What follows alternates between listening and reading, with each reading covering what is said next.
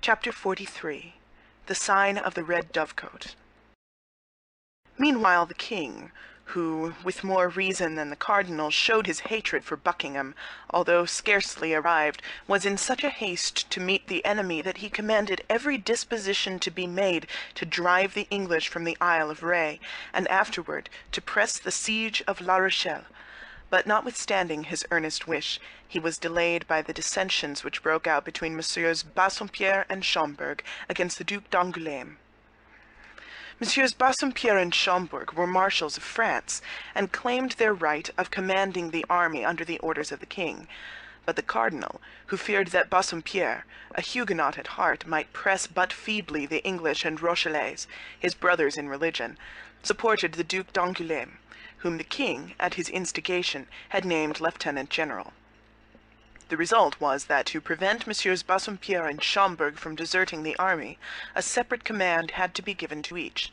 Bassompierre took up his quarters on the north of the city between Leu and Dompierre, the Duc d'Angoulême on the east from Dompierre to Perigny, and Monsieur de Schomberg on the south from Perigny to Angoutin. The quarters of Monsieur were at Dompierre. The quarters of the king were sometimes at Estrée, sometimes at Géry. The cardinal's quarters were upon the downs at the bridge of La Pierre, in a simple house without any entrenchment, so that Monsieur watched Bassompierre, the king the Duc d'Angoulême, and the cardinal Monsieur de Schomberg. As soon as this organization was established, they set about driving the English from the isle. The juncture was favorable. The English, who require above everything good eating in order to be good soldiers, only eating salt meat and bad biscuit, had many invalids in their camp. Still further, the sea, very rough at this period of the year all along the sea-coast, destroyed every day some little vessel, and the shore, from the point of Laguillon to the trenches, was at every tide literally covered with the wrecks of pinnacles, robergs, and feluccas. The result was that even if the king's troops remained quietly in their camp, it was evident that one day or another Buckingham, who only continued in the isle from obstinacy, would be obliged to raise the siege. But as Monsieur de Toiras gave information that everything was preparing in the enemy's camp for a fresh assault, the king judged that it would be best to put an end to the affair, and gave the necessary orders for decisive action. As it is not our intention to give a journal of the siege, but on the contrary only to describe such of the events of it as are connected with the story we are relating, we will content ourselves with saying in 2 words that the expedition succeeded to the great astonishment of the king and the great glory of the cardinal. The English, repulsed foot by foot, beaten in all encounters, and defeated in the passage of the Isle of Loire, were obliged to re-embark, leaving on the field of battle 2,000 men, among whom were 5 colonels, 3 lieutenant colonels, 250 captains, 20 gentlemen of rank, 4 pieces of cannon, and 60 flags, which were taken to Paris by Claude de Saint-Simon, and suspended with great pomp in the arches of Notre Dame. Te Deums were chanted in camp, and afterward throughout France. The cardinal was left free to carry on the siege without having, at least at the present, anything to fear on the part of the English. But it must be acknowledged this response was but momentary. An envoy of the Duke of Buckingham, named Montague, was taken, and proof was obtained of a league between the German Empire, Spain, England, and Lorraine. This league was directed against France. Still further, in Buckingham's lodging, which he had been forced to abandon more precipitately than he expected, papers were found which confirmed this alliance, and which, as the cardinal asserts in his memoirs, strongly compromised Madame de Chevreuse, and consequently the queen. It was upon the cardinal that all the responsibility fell, for one is not a despotic minister without responsibility. All, therefore, of the vast resources of his genius were at work day and night, engaged in listening to the least report heard in any of the great kingdoms of Europe. The cardinal was acquainted with the activity, and more particularly the hatred, of Buckingham. If the league which threatened France triumphed, all his influence would be lost. Spanish policy and Austrian policy would have their representatives in the cabinet of the Louvre, where they had as yet but partisans, and he, Rochelle, the French minister, the national minister, would be ruined. The king, even while obeying him like a child, hated him as a child hates his master, and would abandon him to the personal vengeance of Monsieur and the Queen. He would then be lost, and France perhaps with him. All this must be prepared against. Courtiers, becoming every instant more numerous, succeeded one another day and night in the little house of the Bridge of La Pierre, in which the cardinal had established his residence. There were monks who wore the frock with such an ill grace that it was easy to perceive they belonged to the church militant, women a little inconvenienced by their costume as pages, and whose large trousers could not entirely conceal their rounded forms, and peasants with blackened hands but with fine limbs, savouring of the man of quality a league off. There were also less agreeable visits, for 2 or 3 times reports were spread that the cardinal had nearly been assassinated. It is true that the enemies of the cardinal said that it was he himself who set these bungling assassins to work in order to have, if wanted, the right of using reprisals, but we must not believe everything ministers say, nor everything their enemies say. These attempts did not prevent the cardinal, to whom his most inveterate detractors have never denied personal bravery, from making nocturnal excursions, sometimes to communicate to the Duc d'Angoulême important orders, sometimes to confer with the king, and sometimes to have an interview with a messenger whom he did not wish to see at home. On their part, the Musketeers, who had not much to do with the siege, were not under very strict orders, and led a joyous life. It was the more easy for our 3 companions in particular, for, being friends of Monsieur de Tréville, they obtained from him special permission to be absent after the closing of the camp. Now, one evening, when D'Artagnan, who was in the trenches, was not able to accompany them, Athos, Porthos, and Aramis, mounted on their battle steeds, enveloped in their war cloaks, with their hands upon their pistol butts, were returning from a drinking place called the Red Dovecote, which Athos had discovered 2 days before upon the route to Jarry, following the road which led to the camp and quite on their guard, as we have stated, for fear of an ambuscade, when about 1/4 of a league from the village of Bosneau, they fancied they heard the sound of horses approaching them. They immediately all 3 halted, closed in, and waited, occupying the middle of the road. In an instant, and as the moon broke from behind a cloud, they saw, at a turning of the road, 2 horsemen, who on perceiving them stopped in their turn, appearing to deliberate whether they should continue their route or go back.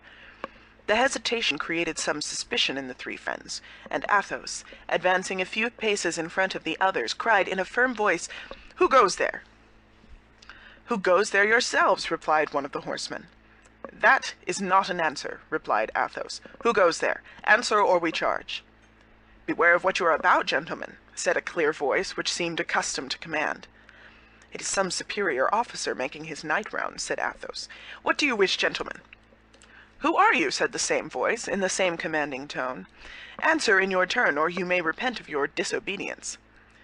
"King's Musketeers," said Athos, more and more convinced that he who interrogated them had the right to do so. "What company?" "Company of Tréville." "Advance and give an account of what you are doing here at this hour." The 3 companions advanced rather humbly, for all were now convinced that they had to do with someone more powerful than themselves, leaving Athos the post of speaker. One of the 2 riders, he who had spoken second, was 10 paces in front of his companion. Athos made a sign to Porthos and Aramis also to remain in the rear, and advanced alone. "Your pardon, my officer," said Athos, "but we were ignorant with whom we had to do, and you may see that we were good guard." "Your name?" said the officer, who covered a part of his face with his cloak. "But yourself, monsieur," said Athos, who began to be annoyed by this inquisition. "Give me, I beg you, the proof that you have the right to question me." "Your name," repeated the cavalier a second time, letting his cloak fall, and leaving his face uncovered. "Monsieur the Cardinal!" cried the stupefied Musketeer. "Your name," cried his Eminence, for the 3rd time. "Athos," said the Musketeer. The cardinal made a sign to his attendant, who drew near. "These 3 Musketeers shall follow us," said he, in an undertone. "I am not willing it should be known I have left the camp, and if they follow us, we shall be certain they will tell nobody." "We are gentlemen, monsieur," said Athos. "Require our parole, and give yourself no uneasiness. Thank God we can keep a secret." The cardinal fixed his piercing eyes on this courageous speaker. "You have a quick ear, Monsieur Athos," said the cardinal, "but now listen to this. It is not from mistrust I request you to follow me, but for my security. Your companions are no doubt Messieurs Porthos and Aramis." "Yes, your Eminence," said Athos, while the 2 Musketeers who had remained behind advanced, hat in hand. "I know you, gentlemen," said the cardinal. "I know you. I know you are not quite my friends, and I am sorry you are not so. But I know you are brave and loyal gentlemen, and that confidence may be placed in you. Monsieur Athos, do me then the honor to accompany me, you and your 2 friends, and then I shall have an escort to excite envy in his Majesty, if we should meet him." The 3 Musketeers bowed to the necks of their horses. "Well, upon my honor," said Athos, "your Eminence is right in taking us with you. We have seen several ill-looking faces on the road, and we have even had a quarrel at the Red Dovecote with 4 of those faces." "A quarrel? And what for, gentlemen?" said the cardinal. "You know I don't like quarrelers. And that is the reason why I have the honor to inform your Eminence of what has happened, for you might learn it from others, and upon a false account believe us to be in fault." "What have been the results of your quarrel?" said the cardinal, knitting his brow. "My friend Aramis here has received a slight sword wound in the arm, but not enough to prevent him, as your Eminence may see, from mounting to the assault tomorrow, if your Eminence orders an escalade." "But you are not the men to allow sword wounds to be inflicted upon you thus," said the cardinal. "Come, be frank, gentlemen. You have settled accounts with somebody. Confess, you know I have the right of giving absolution." "I, monsieur?" said Athos. "I did not even draw my sword, but I took him who offended me round the body and threw him out of the window. It appears that in falling," continued Athos, with some hesitation, "he broke his thigh." "Aha!" said the cardinal. "And you, Monsieur Porthos?" "I, monsieur, knowing that dueling is prohibited, I seized a bench, and gave one of those brigands such a blow that I believe his shoulder is broken." "Very well," said the cardinal. "And you, Monsieur Aramis?" "Monseigneur, being of a very mild disposition, and being likewise, of which Monseigneur is perhaps not aware, about to enter into orders, I endeavored to appease my comrades, when one of those wretches gave me a wound with my sword, treacherously, across my left arm. Then I admit my patience failed me. I drew my sword in turn, and as he came back to the charge I fancied I felt that in throwing himself upon me he let it pass through his body. I only know for a certainty that he fell, and it seemed to me that he was borne away with his 2 companions." "The devil, gentlemen," said the cardinal. 3 men placed hors de combat in a cabaret squabble. You don't do your work by halves, and pray, what was this quarrel about?" "Those fellows were drunk," said Athos, "and knowing there was a lady who had arrived at the cabaret this evening, they wanted to force her door." "Force her door?" said the cardinal. "And for what purpose?" "To do her violence, without a doubt," said Athos. "I have the honor of informing your Eminence that these men were drunk." "And was this lady young and handsome?" asked the cardinal, with a certain degree of anxiety. "We did not see her, monseigneur," said Athos. "You did not see her? Ah, very well," replied the cardinal quickly.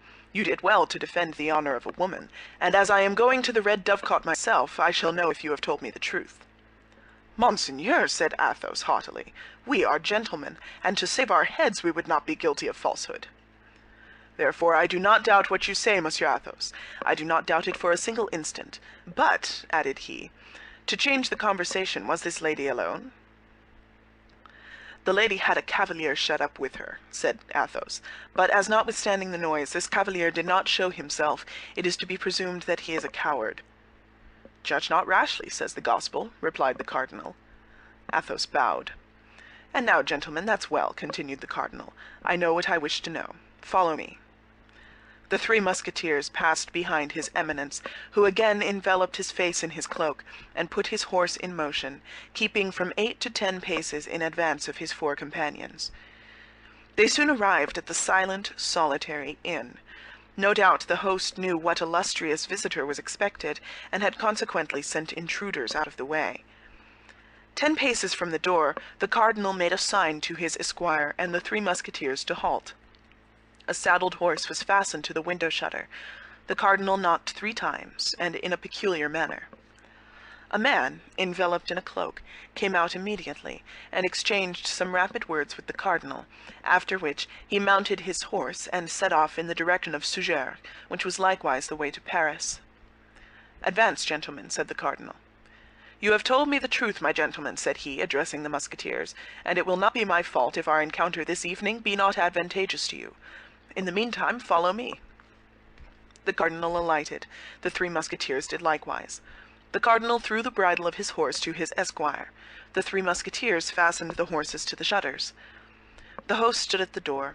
For him, the cardinal was only an officer coming to visit a lady. "Have you any chamber on the ground floor where these gentlemen can wait near a good fire?" said the cardinal.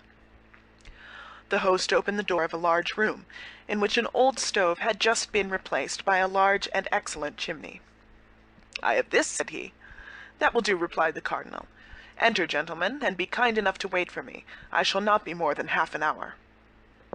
And while the three Musketeers entered the ground-floor room, the cardinal, without asking further information, ascended the staircase like a man who has no need of having his road pointed out to him.